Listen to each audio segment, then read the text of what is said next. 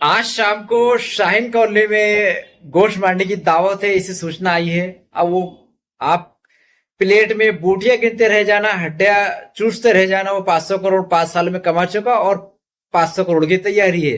इनको क्या मिल रहा है ये सोचना। खैर, मुद्दे पर आते हैं। इस तरह की चर्चा हो रही है कि पंचर डॉन के सर पर थानेदार श्री विलास पाटिल का आशीर्वाद है, हाथ है। ये कारण से उसकी हिम्मत दिन पर दिन बढ़ती जा रही है। उसकी जो गैंग है वो बहुत ही सक्रिय होते जा रही है। गैंग में अलग अलग तरह के सदस्य हैं।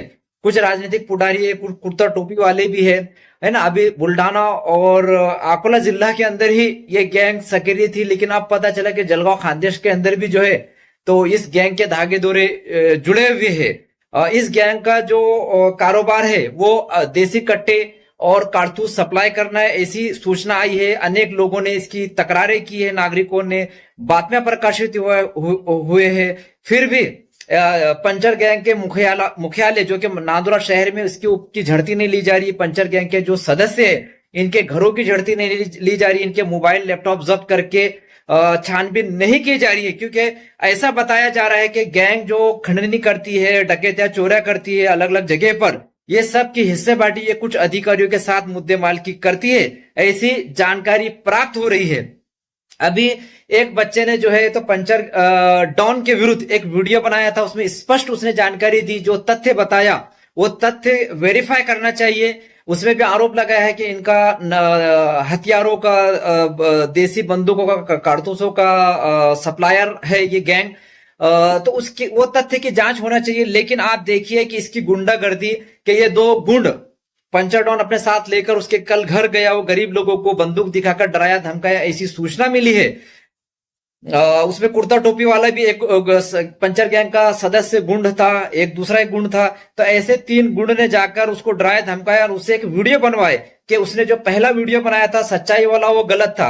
लेकिन मैं ये कहता हूं उसमें जो बातें वो समीर ने बताई थी उसको वेरीफाई करना चाहिए। उसमें जो आरोप लगाया गया आजाद पठान के बारे में, अशफाक कुरैशी जो इरफान कुरैशी के भाई है, या जो भी उसमें बातें कही गई है वो बातें सच है या झूठ है, इसके बारे में अनेक लोगों ने तकरारें की है, बातें प्रकाशित की है, लोगों को सब कुछ पता है।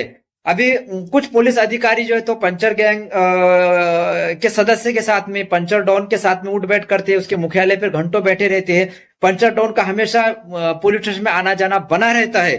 तो ये सवाल उठ रहे हैं और ये इतना गंभीर आरोपी है, नकली नोटों का आरोपी, नकली सोना, नकली रॉयल्टी और खंडनी। अभी कुछ दिन पहले खंडनी जातीय तेल निर्माण करना, हरे झंडे लिया इसने, एक जगह जाके लगा दिया है ना, धार्मिक स्थल की जगह पर ताबा करने के लिए। तो इस तरह अनेक गुना इसके ऊपर दाखिल है। तो इस तरह का गंभीर अपराधी पंचर डॉन आजाद घूम रहा है, पुलिस स्टेशन में आ रहा जा रहा बैठ रहा है और लोगों को डरा रहा धमका रहे, उनके घर में जाकर धमकियां दे रहा है। अब वो वीडियो आप देखिए, बच्चे ने जो पहले बनाया था और जो बाद में बनाया, तो बाद में उसके चेहरे पर डर और खौफ आप देख सकते हो।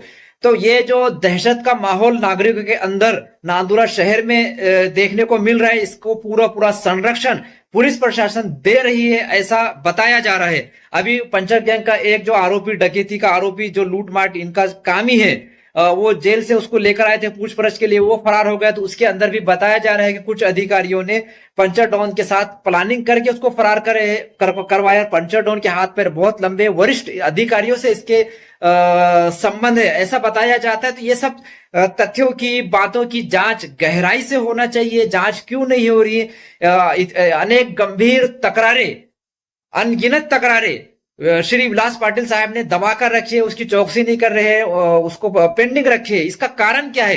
रोज इनको कुछ ना कुछ गंभीर तकरारें नागरिक दे रहे हैं, अब तक के देते आए हैं, लेकिन फिर भी श्री विलास पाटिल जो है एक तरह का संरक्षण पंचर डॉन और पंचर गैंग को दे रहे हैं। और आरोप इस तरह का लग रहा है थानेदार साहब पर कि जो चोर डकैते छोटे मोटे जो कुछ भी बड़े होते हैं, तो हर कोई तो रिपोर्ट नहीं लिखाता है।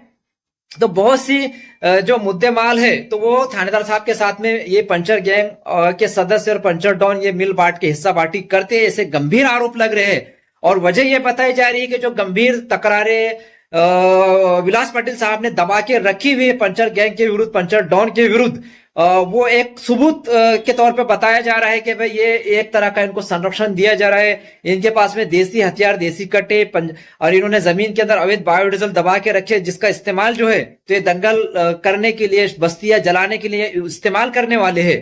तो वो भी एक बहुत बड़ा ये रैकेट अवैध बायोडीजल का जो है पंचर गैंग चला रही है। इनको राजनीतिक संरक्षण हासिल है।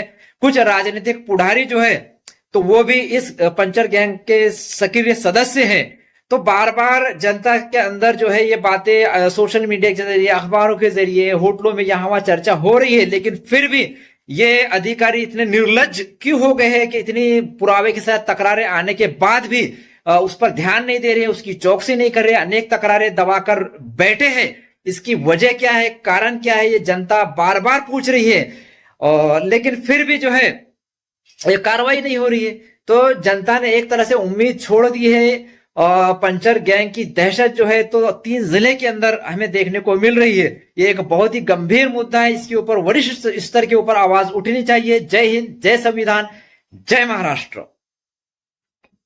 जो कि भाई मैं कहना चाहता हूँ, नांदुरे से शेख समीर शेख सलीम, नांदुरे का पंचर डॉन जमीर अहमद, नांदुरे का पंचर डॉन ये लोगों को ब्लैकमेल कर रहा, पैसा ले रहा, हफ्ता वसूली कर रहा और अपने आप को बहुत बड़ा दादा समझ रहा। तो ये ऐसे बेगुनाह लोगों को अटका रहा है, जैसा कि इरफान कुरैशी भाई अशफाक सेठ, इनको 395 में अटकाया और वहाँ से निकलो कि आज़ाद पठान अपने इनको खमगांव में अटकाया ड्रग्स में, और मेरे सरी का आम बच्चा, मेरा कोई गुनाह नहीं है, फिर भी मेरे को मोबाइल के केस में अटकाया। इसको मैं बोलना चाहूँगा कि तू मुसलमानों के नाम पे ताहिर कलंक है, और बंदूक का तू जो सेल कर रहा ना, तो मैं अब आपको और क्या बताऊँ, मैं बता ही नहीं सकता आपको और ताहिर के बारे में। बोल डबल पूरा बोल, पूरा डबल से बोल। मैंने जो भी ताहिर भाई के बारे में बोला वो सब झूठ बात थी। ये मेरे को बोलने लगाया गया है दारू के नशे में, ये मेरे को अजमत भाई ने बोलने लगाया।